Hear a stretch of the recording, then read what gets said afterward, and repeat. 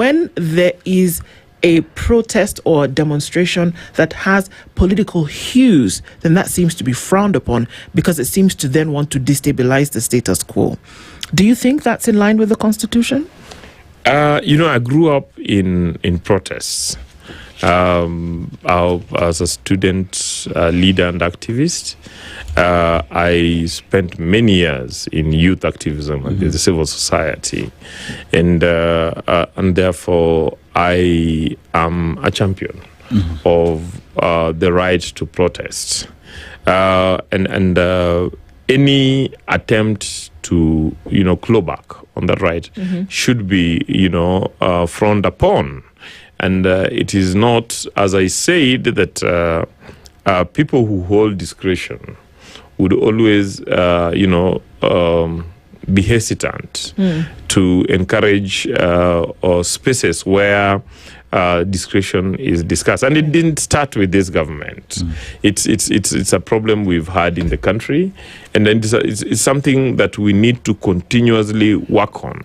But as I have always said, that it is incumbent that we also train the public on how to make protests effective.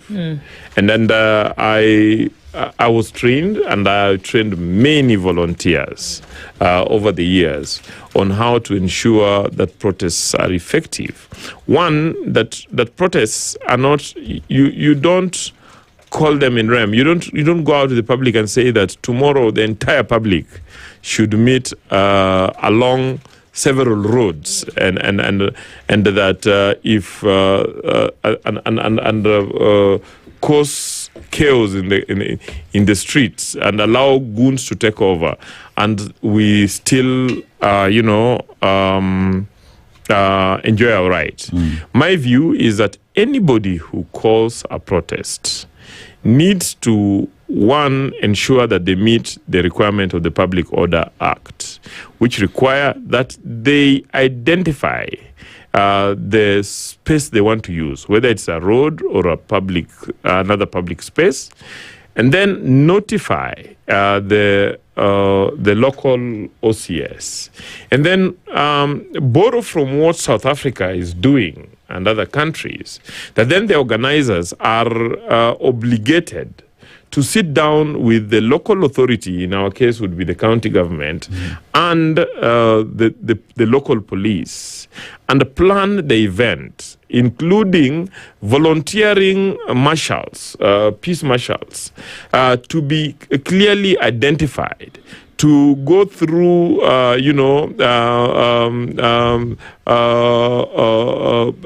briefing on exactly how to do not only crowd control, but also how to ensure that the environment is protected and the cleanliness of the city is protected, and that the names, the contacts, and responsibilities for this is discussed, so that by the end of the event, the organizers have a certain responsibility to leave the spaces that they then use better, and that in doing that, they do not interfere with the other users of those spaces. You might, there's something that has gone unnoticed in South Africa, that we used to have very violent protests in South Africa, but that has reduced significantly.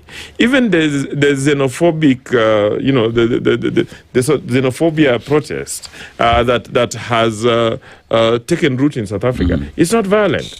Look at the protest by Malema and his group, are no longer violent. Why? Because South Africa moved beyond what we have as our right to protest article, which they also have in their constitution, mirroring our, and they then enacted a law, and that law is a more detailed law than our Public Order Act, and it not only protects the protesters, but it also protects the public from those who would then use that right to destabilize the country, to ensure that the rest are not able to enjoy their rights, and to destroy public assets and public institutions.